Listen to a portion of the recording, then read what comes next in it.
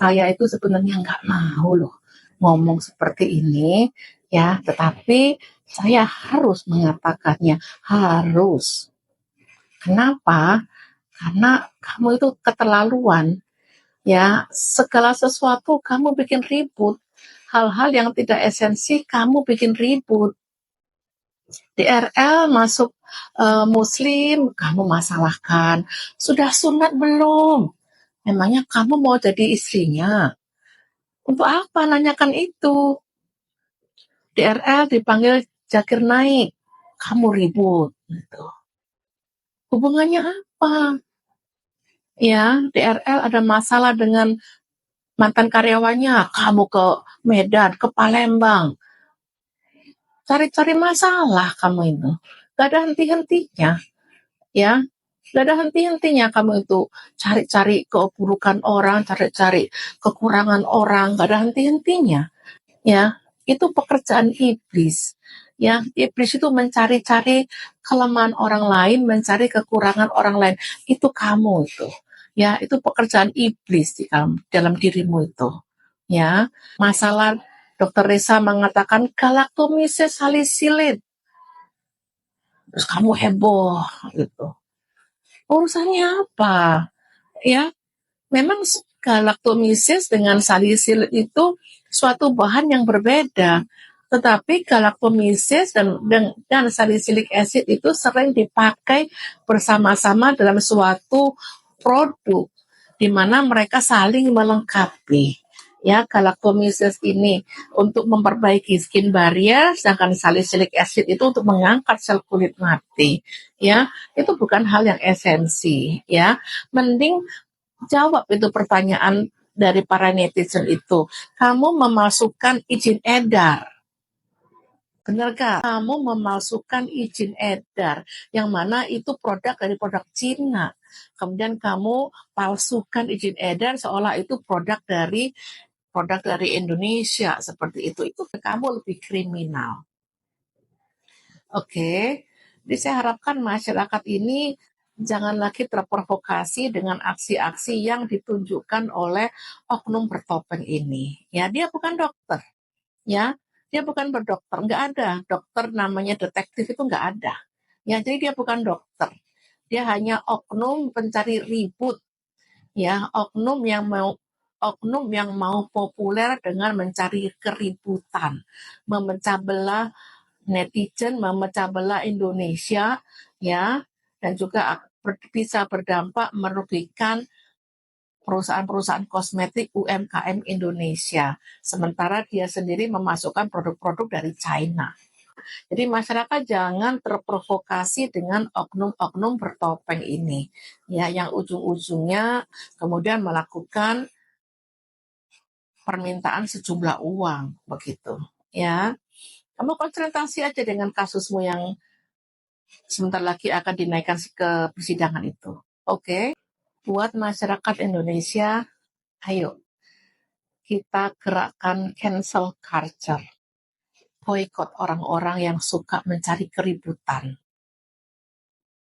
Yang mana keributan itu didesain untuk mencari popularitas dan merugikan orang lain, menormalisasi bullying, serta segala fitnah yang ada di sosial media.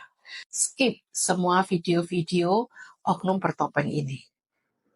Jangan beli produknya. Oke? Salam cerdas dari Dr. Jennifer. Sudah sepantasnya dan memang seharusnya kalau akun dokter detektif itu dilenyapkan dari dunia pertiktokan. Harusnya sejak dulu, tapi baru sekarang. Ya walaupun terlambat, kita bersyukur kalau akun dokter detektif ini disita oleh Kepolisian Jakarta Selatan sebagai bukti dari pelaporan Dr. Richard Lee tentang kasus Undang-Undang ITE. Dan saya harapkan ini akan berlanjut sebagai pemeriksaan kasus ancaman-ancaman dan oknum bertopeng ini terhadap Dr. Reza Daviena SS dan juga semua orang-orang owner skincare yang pernah dilakukan oleh oknum bertopeng ini. Kominfo ini harus bergerak untuk mengawasi persosmedan ini supaya persosmedan ini tidak menjadi ajang bully, juga kebencian bahkan fitnah yang cenderung mengintimidasi dan digunakan untuk memecah belah masyarakat Indonesia dan juga memancing amarah netizen sehingga digunakan untuk ajang pemerasan. Saya menghimbau kepada masyarakat Indonesia khususnya, ayo kembali kepada budaya bangsa Indonesia yang luhur, yang saling bergotong royong, saling membantu, saling mensupport. Gunakan sosial media dengan cara bijaksana dan lakukan cancel culture.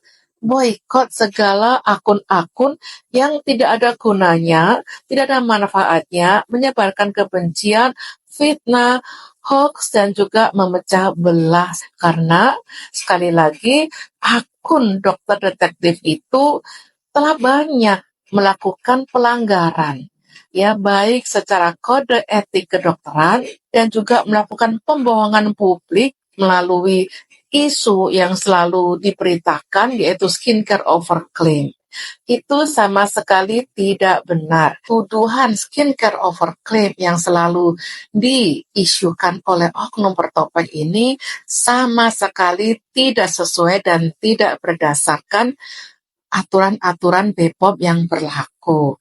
Bahkan ada 3 ya yang sudah mengatakan bahwa uji laboratorium dengan parameter vitamin B3 atau niacinamide dan juga vitamin A atau retinol pada sediaan kosmetik di laboratorium SIG ini belum terakreditasi dan ini dibenarkan oleh Komite Akreditasi Nasional dan juga Badan Sertifikasi Nasional atau BSN ya.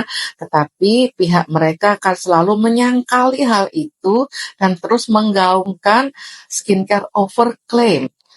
Bahkan oknum ini ya beserta gengnya selalu berupaya menggiring opini masyarakat untuk tidak percaya kepada BPOM, untuk tidak percaya kepada kepolisian ataupun lembaga negara yang lainnya.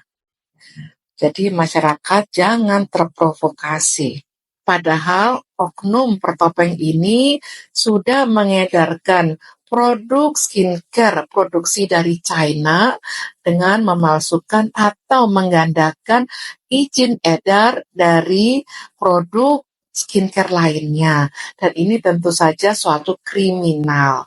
Tetapi sampai sekarang BPOM belum ada merilis dan melaporkan hal ini. Kenapa? Ya, jadi perlu ketegasan dari BPOM untuk menyatakan hal ini. Saya harapkan masyarakat ini tetap tenang, jangan terprovokasi dengan isu-isu yang mereka gaungkan. Kita kawal proses persidangan ini agar jangan ada oknum-oknum yang menggunakan massa dengan alasan penggemar artis tertentu untuk mengintimidasi penegak hukum dan mengganggu proses persidangan. Kita kawal sama-sama. Jangan kita membiarkan atau membenarkan aksi-aksi review dengan melakukan intimidasi kemudian berujung pada pemerasan. Karena satu dibiarkan, maka yang lainnya juga akan bergerak di bidang kuliner atau di bidang apapun. Yuk Indonesia, mari kita terus berbenah menjadi pribadi yang lebih baik masa depan. Salam santun dari saya, Dr. Janet.